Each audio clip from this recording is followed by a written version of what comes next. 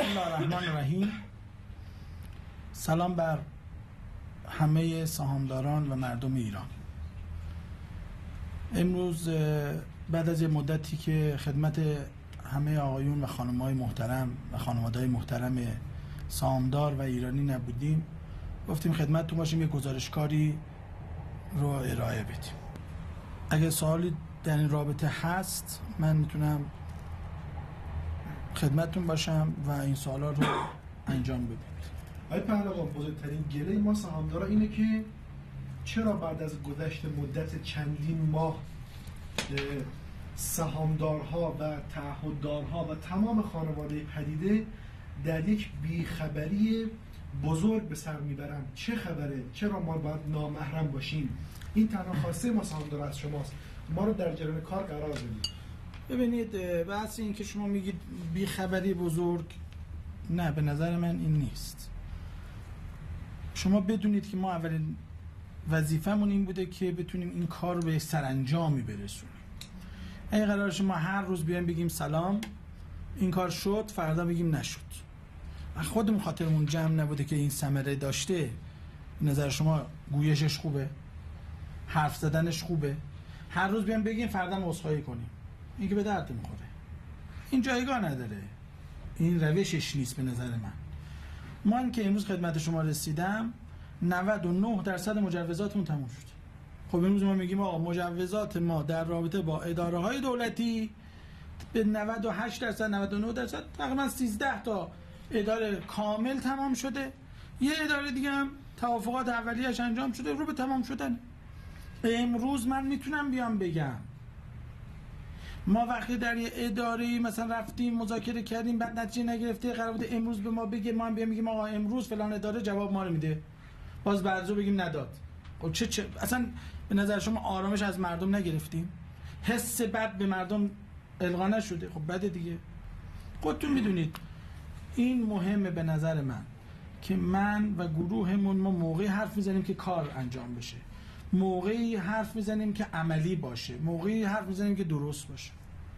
ما هیچ وقت تو ذهنمون مردم از ذهنمون خارج نشدن، دغدغه هاشون تو ذهنمون بوده، باهاش خوابیدیم، باهاش زندگی کردیم، باهاش زجر کشیدیم. من حرف دیگه در این رابطه ندارم، ولی بدونید ما همیشه در فکرمون بوده که اینو به یک سرانجامی برسونیم و بعد اطلاع رسانی کنیم. صبح نگیم یک کلمه بگیم زور بگیم اشتباه شد، نگیم همش هم نمیخوایم. معمولا نیست. اینو میگن آقا کسی که بیاد بگه آقا اشتباهات و اشتباهاتش بنزه شونه کسی دیگه، یا بگه آقا همش دیگران، مثلا ما آدم کوچیکه که همش میگه دیگران ایراد دارن، ایراد از طرف دیگران بوده. ما باید کار نسل عمله بگیره بعد خدمتتون باشیم. امروز روزشه، امروز اعلام میکنیم بالای 95% 98% کارمون توی اداره ها ثمر رسیده، توافقات تموم شده، مجوزاتشون صادر شده، ان شاءالله نهایی هم میشه. من سهامدار واقعا باور کنم که 98% مجوزا رو گرفتیم و دادم بهتون؟ حتما باور کنید ما تا حالا حرفی که زدیم دو نشده که. امروز میگیم چرا تا دیروز نگفتیم؟ الباقیش کی گرفته میشه؟ چیزی نمونده، توافق انجام شده. اونجا بعد از گرفتن مجوزها راهکار شما برای اینکه سهامدارا از این مشکلات بیرون بیان چیه؟ ببینید، بحث این که سهامدار، اول ما بیایم تعریف سهامدار رو به نظرم بکنیم. سهامدار یعنی شریک ما.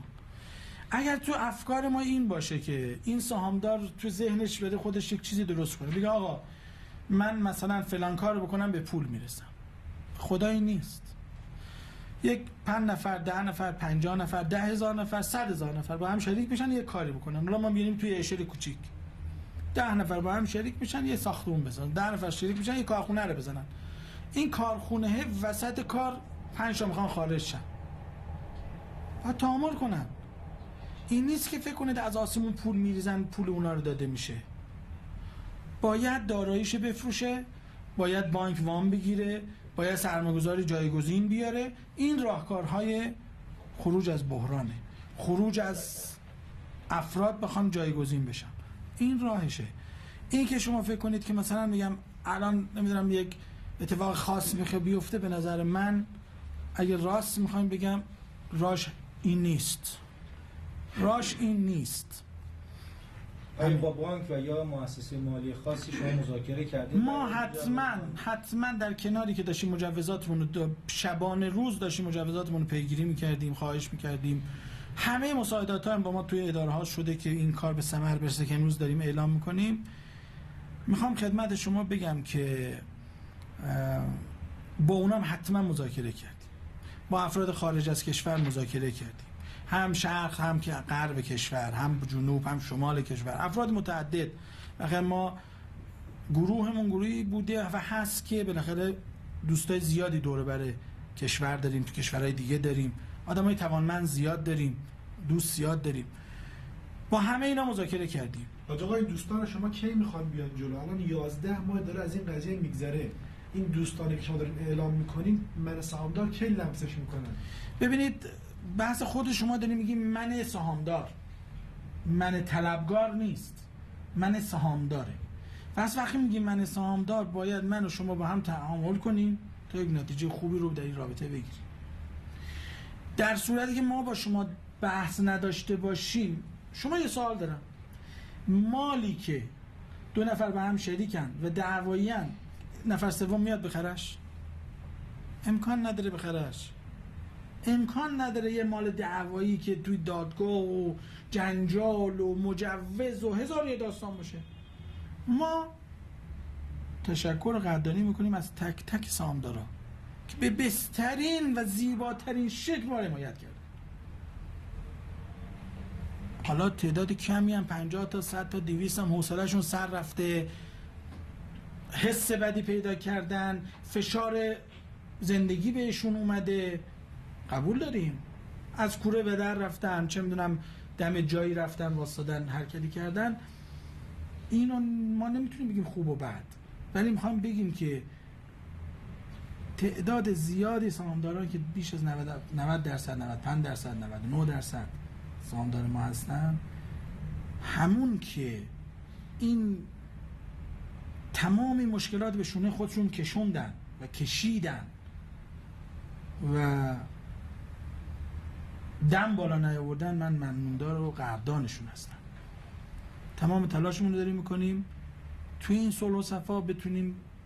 تعداد زیادی ما مذاکره کردیم، حالا بانک ها و مؤسسات داخلی یه بحثه، ولی افراد شخصی که در خارج از کشور هستن ما باشون مذاکره کردیم، نامحسوس آوردیم بردیمشون و این کار رو جلو بردیم.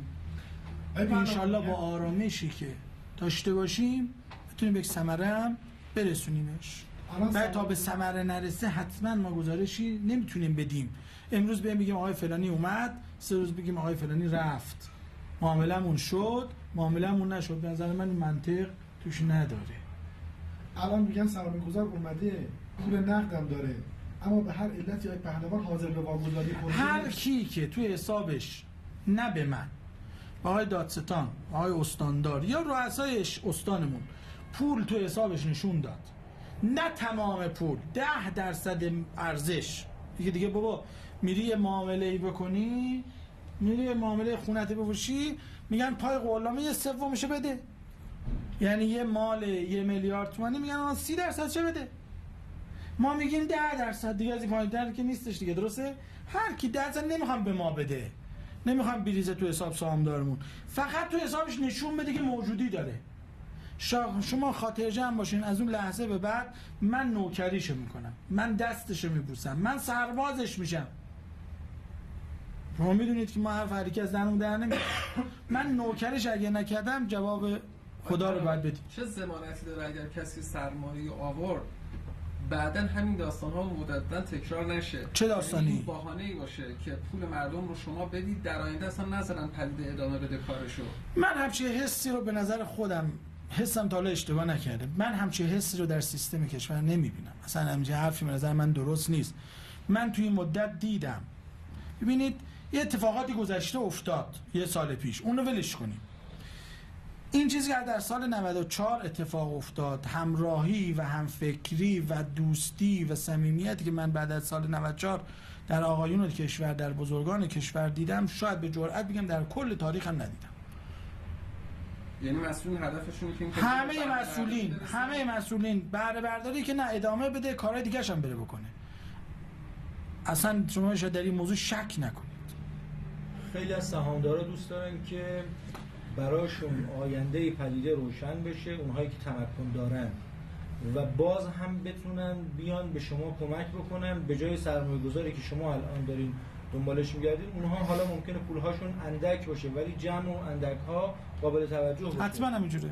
آیا شما برای اونها تشویقی و یا راهکار خاصی رو سراغ دارین که بیان؟ ببینید من بگم سریع. ببینید ما اولین کاری که باید بکنیم کارشناسی بوده. توی کارشناسی بعد بازرسی، بعد حسابرسی. الان رسیدیم به حسابرسی، یعنی قسمت آخر کار. تو قسمت آخر کار این که کار میشه شفاف سازی دیگه.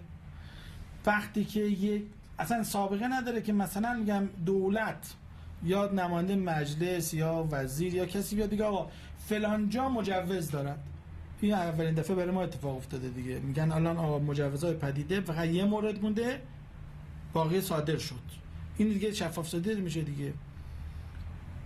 وقتی مجوزات شرکت که اینقدر به قول معروف شخم خورده به نظر من، یعنی اینقدر بالا پایین شده، زیر رو شد جمع کردن، بالاش دیدن، زیرش دیدن، به نظر من شرکتی دیگه از شفافتر از ما دیگه تو ایران وجود نداره با این همه چیز. چون که وقتی میگن سازمان بازرسی میخواد بیاد بازرسی کنه، سازمان بازرسی فقط مال شرکت‌های دولتیه، ولی ما رو سازمان بازرسی نمیدونم حسابرسی دولتی همه اومدن ما رو کارشناسی کردن، ما رو دیدن، بالا پایینمون رو دیدن، زیر رومون رو دیدن.